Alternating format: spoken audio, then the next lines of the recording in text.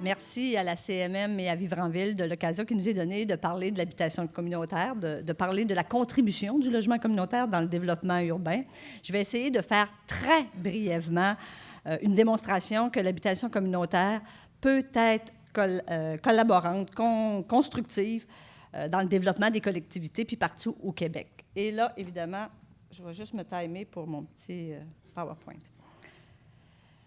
Parler du développement de l'habitation communautaire puis de sa contribution, c'est parler des groupes de ressources techniques. Les groupes de ressources techniques, ils sont nés de la volonté des citoyens et des citoyennes d'être partie prenante, d'être actifs dans le développement de leur quartier. La mairesse le dit ce matin, il faut travailler avec les citoyens et les citoyennes, il faut travailler en concertation.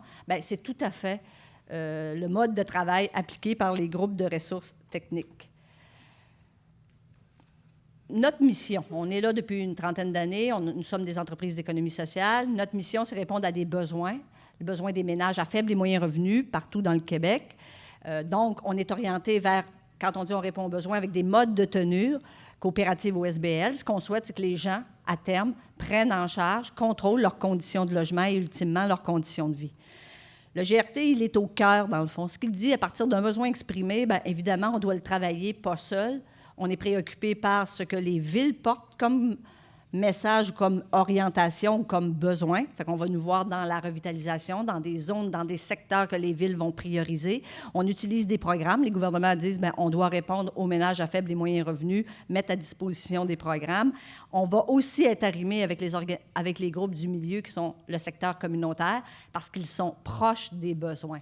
Donc, le GRT, il est le facilitateur, des fois le lieu de dialogue, l'accompagnateur pour répondre à des besoins, pour réaliser un logement, un logis, un chez-soi aux personnes avec qui on travaille. Tantôt, on me dit, il y a des coopératives et des OSBL ailleurs qu'à Montréal. Eh bien oui, il y en a partout sur le Québec. Là, on a sorti une donnée sur la CMM. On parle d'à peu près 10 000 unités de logement. Mais tout ça pour dire que les groupes de ressources techniques et l'habitation communautaire, on répond à l'ensemble des besoins de la société. Ça peut être autant pour les personnes seules, les ménages, les personnes aînées, que les gens qui ont des besoins un petit peu plus particuliers, comme par exemple les gens qui ont un problème de santé mentale, qui ont eu une violence conjugale, etc. Donc, tout type de besoin, le propre, c'est de dire d'être arrimé dans une communauté puis d'y chercher une solution. On dit qu'on est partout dans le Québec parce qu'il y en a 24. Nous sommes membres d'une association. L'association, son rôle et sa mission, c'est de faire en sorte que l'habitation communautaire soit consolidée, faire la promotion de l'habitation communautaire et par conséquent, nous aider dans l'atteinte de notre mission. Le logement communautaire, il intervient là où souvent le secteur privé n'intervient pas, n'est pas intéressé ou a plus de difficultés. On l'a dit tantôt, on intervient auprès des ménages à faibles et moyens revenus. Notre objectif, c'est de créer un milieu de vie intéressant, un logement qui est à un prix accessible à toute la communauté, à tous les citoyens. On le fait dans un objectif, c'est qu'à terme, les gens contrôlent leur habitat. C'est donc un mode de développement participatif. Ce qu'on souhaite, c'est que chacun des usagers et des usagères soit contributif dans l'élaboration de leur projet. L'habitation communautaire, ça sort de l'isolement. Ça met en concertation ensemble des communautés. On dit, nous autres, de facto, que l'habitation communautaire, c'est du développement durable en soi, parce qu'on a une intervention pérenne, parce qu'on est viable économiquement et socialement, parce qu'on permet à des communautés de vivre ensemble, on vise la mixité sociale et on a aussi un travail d'intégration dans les communautés où l'on s'installe. Notre contexte d'intervention, le parc locatif est vieillissant. Il y a des secteurs à redynamiser, à requalifier. Il y a des immeubles publics excédentaires, on l'a vu ce matin. Il y a du patrimoine religieux à réhabiliter. On a une population vieillissante. On n'a pas beaucoup parlé, mais il y a des taux d'effort importants, puis on va donner quelques petites données tout à l'heure. Les gens paient beaucoup pour se loger, une bonne partie de la population, et il y a une partie des ménages qui vivent des problématiques particulières et qui ont besoin de soutien communautaire.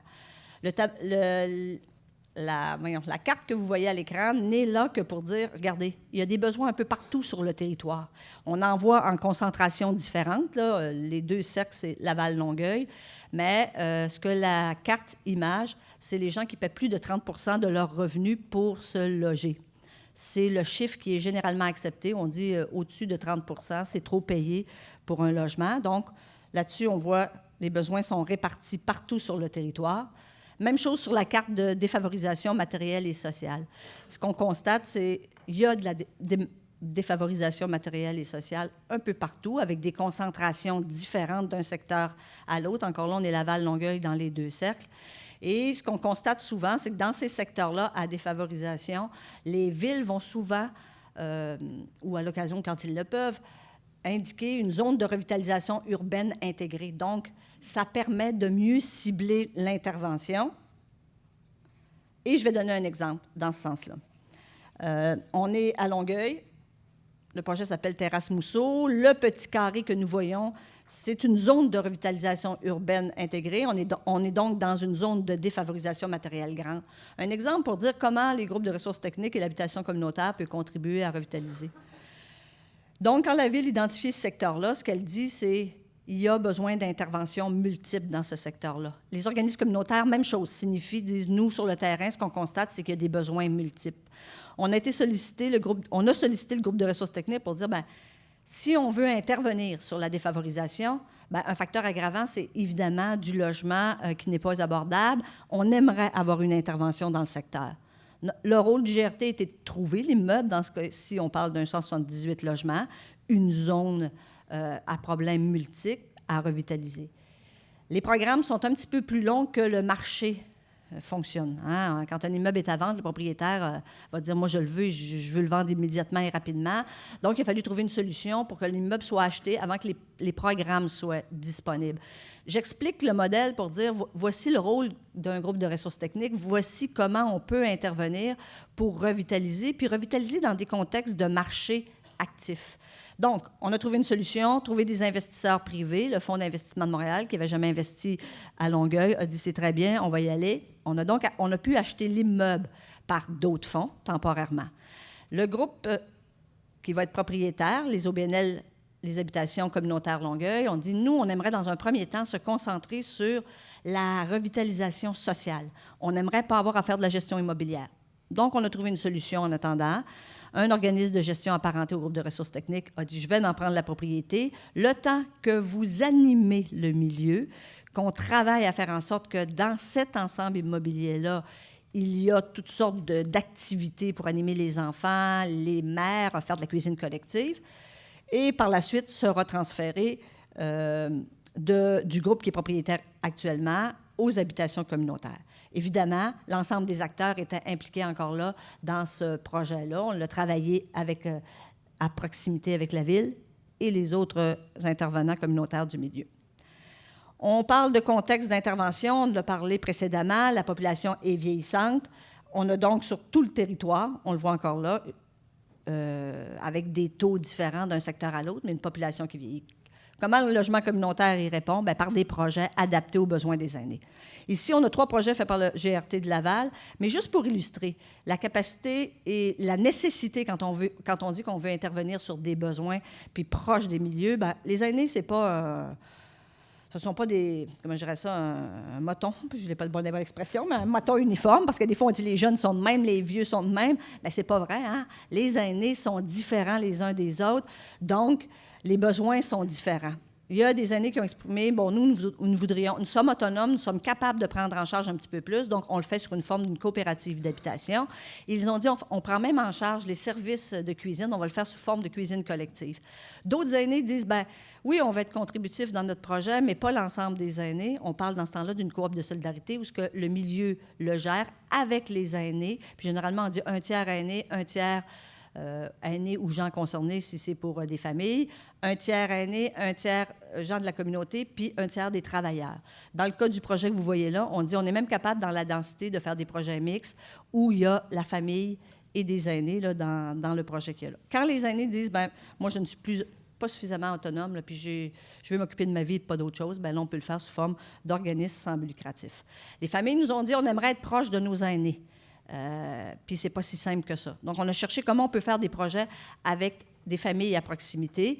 Un ancien couvent à requalifier a été transformé en projet pour personnes âgées avec légère et grande perte d'autonomie. Derrière, on a construit une coopérative d'habitation pour les familles. Dans les processus de sélection, il y a une priorité aux familles qui veulent vivre à proximité. On a un souci aussi dans l'habitation communautaire, c'est libérer les grands logements quand c'est possible, parce que quand la famille est terminée, comme on est en déficit de grands logements, bien, il y a aussi sur le site un immeuble avec des plus petits logements pour que, dans le fond, tu peux presque naître et terminer ta vie sur le site.